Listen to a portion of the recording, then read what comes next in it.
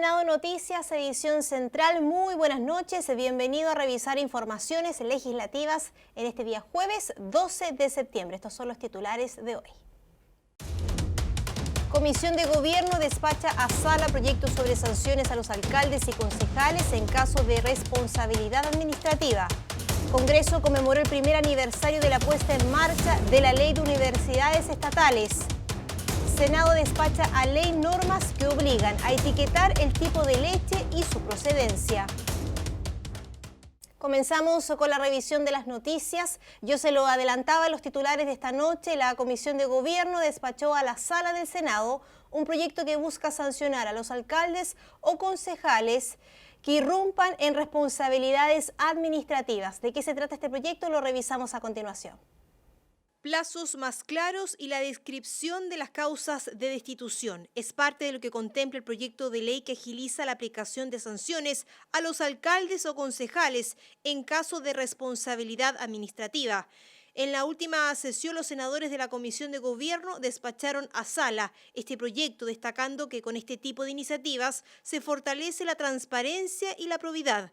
El proyecto en primer trámite precisa que cuando Contraloría informe al Consejo Municipal este tipo de casos, la entidad tendrá 30 días para pronunciarse y de no hacerlo, el secretario municipal deberá dar cuenta al Tribunal Electoral Regional para que prosiga en un proceso de destitución cuando corresponda. Apunta a fortalecer lo que es la transparencia y la probidad, establece procedimientos muy claros de cuando la Contraloría tiene afirmaciones o convicciones de que hay faltas administrativas que ameriten sanciones o faltas administrativas gravísimas que ameriten destitución, se establecen procedimientos, ¿no? Creo que el proyecto de ley ha quedado sin duda con un aporte a lo que es la transparencia, a lo que es la fe pública y lo que es el buen uso de los recursos públicos de todos los chilenos.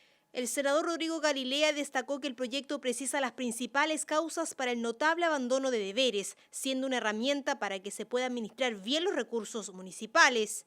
Lo que hemos buscado con este proyecto de ley es aclarar cuáles son las faltas que constituyen infracciones importantes por parte de los concejales y del alcalde, cómo se procede para las sanciones menores, cómo se procede para las sanciones mayores, quién va a ser la autoridad que sanciona, en un caso va a ser la Corte de Apelaciones. Respecto a este último punto sobre administración, se considerará además el ocultamiento del saldo y el resguardo de los fondos comprometidos con los trabajadores municipales. Y la empresa Codelco tuvo su momento de réplica en la Comisión de Medio Ambiente respecto a la contaminación en la denominada zona saturada de Quintero, Puchuncaví y Concón. Todos los detalles a continuación. Parecía ser que los episodios de contaminación en Quintero y Puchuncaví marcarían un antes y un después definitivo para la llamada zona de sacrificio y sus habitantes, pero ellos no han notado un cambio que les permita confiar en que vivirán en un ambiente libre de contaminantes. La Comisión de Medio Ambiente ha seguido de cerca este conflicto y ha citado a ENAP y Codelco para que respondan por las emisiones que les imputan. ENAP y Codelco Ventana generan más del 85% del material particulado fino, generan más del 90% del dióxido de azufre y generan el 98% del óxido de nitrógeno. Estos tres contaminantes generan gravísimos daños a la salud. En esta oportunidad fue el turno de Codelco Ventanas, fundición que por años ha permanecido en la zona. El nuevo presidente ejecutivo de Codelco tuvo que refutar algunas de las acusaciones y argumentó que desde agosto del año pasado han sido fiscalizados en más de 200 oportunidades sin que se encontraran vulneraciones a la normativa. Me complica mucho que se señale de que nosotros andamos matando gente. Nosotros no andamos matando gente. Nosotros no andamos matando gente. Nuestra preocupación es hacer las cosas bien, es cumplir con la legislación que se nos colocó y que se nos pone por parte del Estado, por parte de quienes legislan, y esa es nuestra responsabilidad y buscar incluso un poco más. Terminadas las audiencias en las que tanto ENAP como Codelco desconocieron la mayoría de las acusaciones, la comisión decidió en insistir en que ambas empresas estatales se sometan al sistema de evaluación ambiental y funcionen con la resolución de calificación respectiva, lo que los obligaría a mejorar el estándar y sus procesos. No veo que nadie asuma responsabilidades, ni ENAP ni Codelco. Solo se están echando la culpa como unos a otros, digamos. o a todas las empresas que funcionan en el parque industrial. Tenemos el apoyo de un poder del Estado que se llama Poder Judicial, tenemos apoyo de otro poder del Estado que se llama Sistema Legislativo. Sin embargo, no tenemos cero apoyo del Poder Ejecutivo y eso es preocupante. ¿Qué es lo que nosotros le demandamos a Codelco Ventana? Codelco Ventana, si queremos que sobreviva esta empresa para el Estado de Chile, tiene que cumplir con metas de descontaminación que no sacrifiquen a la ciudadanía, que no pongan en riesgo la salud de la población. No es aceptable que Chile tenga zonas llamadas de sacrificio. Otro de los aspectos que se argumentaron ante la comisión es la relevancia estratégica tanto de la fundición de cobre como del terminal marítimo de ENAP.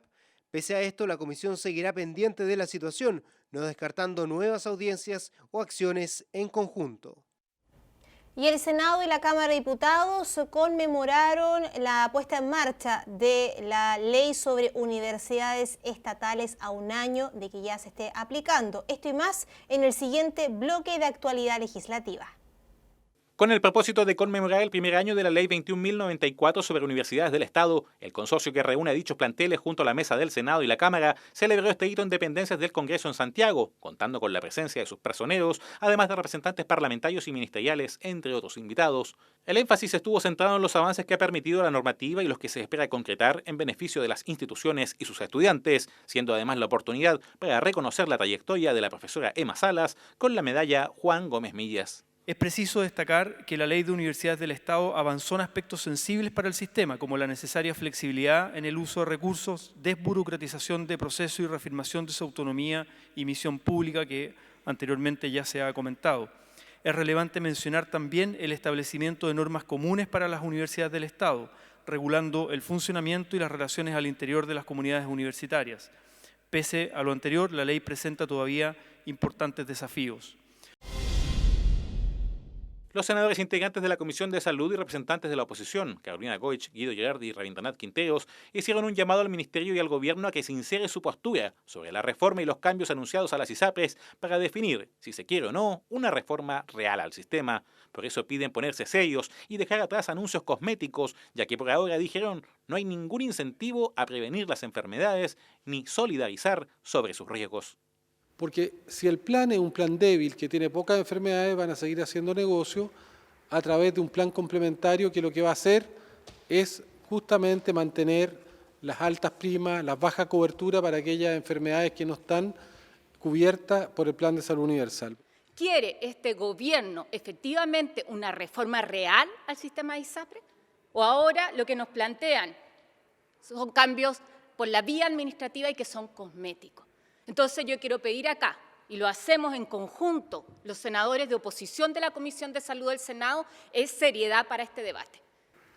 No es suficiente, porque lo que se debe determinar es todo tipo de formas de discriminación. Esto es adultos mayores, niños menores de 2 años y personas con enfermedades preexistentes, que está dentro de la solicitud que nosotros le hicimos. Acompañada por los diputados de la Araucanía Miguel Mellado y Jorge Ragueb, la senadora Carmen Gloria Aravena llegó hasta la Contraloría para exigir antecedentes y respuestas luego que el ente Contralor descartara por falta de información realizar un registro de los terrenos comprados en favor de comunidades indígenas. No puede ser que nadie se haga cargo del tema de las tierras de nuestra región, ni encoger los hombros cuando lo que está en juego son recursos públicos de todos los chilenos y la confianza en las instituciones. Así lo sostuvo la senadora, quien recordemos apela, al igual que el gobierno y la CONADI, a contar con un catastro de las tierras pro comunidades indígenas desde la ley del año 1993 a la fecha.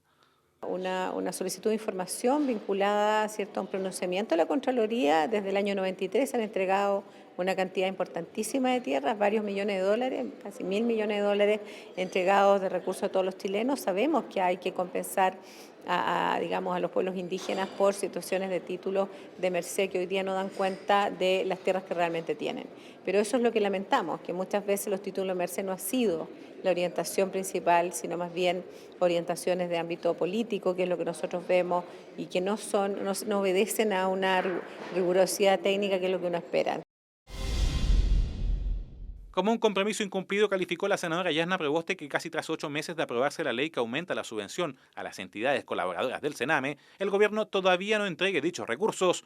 No hay excusas, dijo la senadora, agregando que en esta demora queda claro que solo hubo eslogans de por medio y no hay una cabida para culpar a administraciones anteriores o la oposición. El Parlamento aprobó esta iniciativa en enero del año 2019. Esta ley quedó despachada íntegramente para ser ejecutada.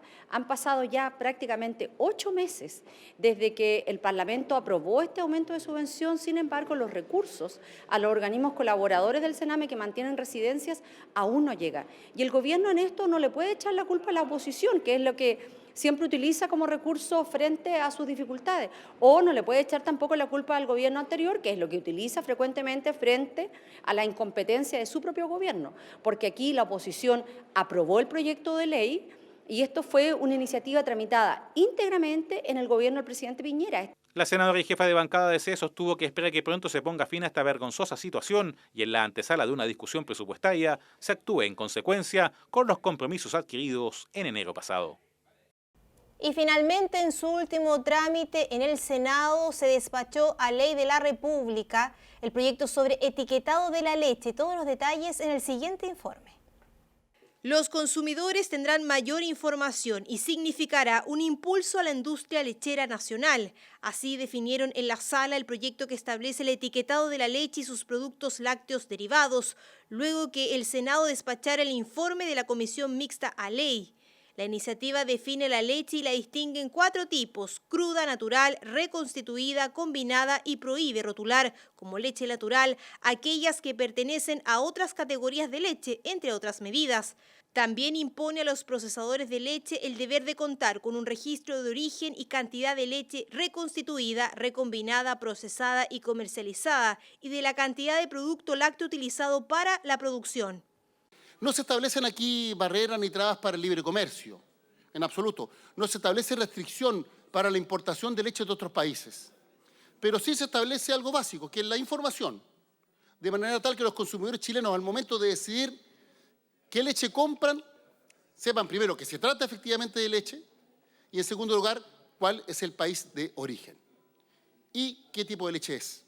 Y de esa manera creemos que se tiende a transparentar el mercado para que sean los propios consumidores, los clientes, los que decidan sobre la base de esta información. Siendo un producto tan consumido, es muy importante que quienes compran, las familias que compran, sepan qué están comprando.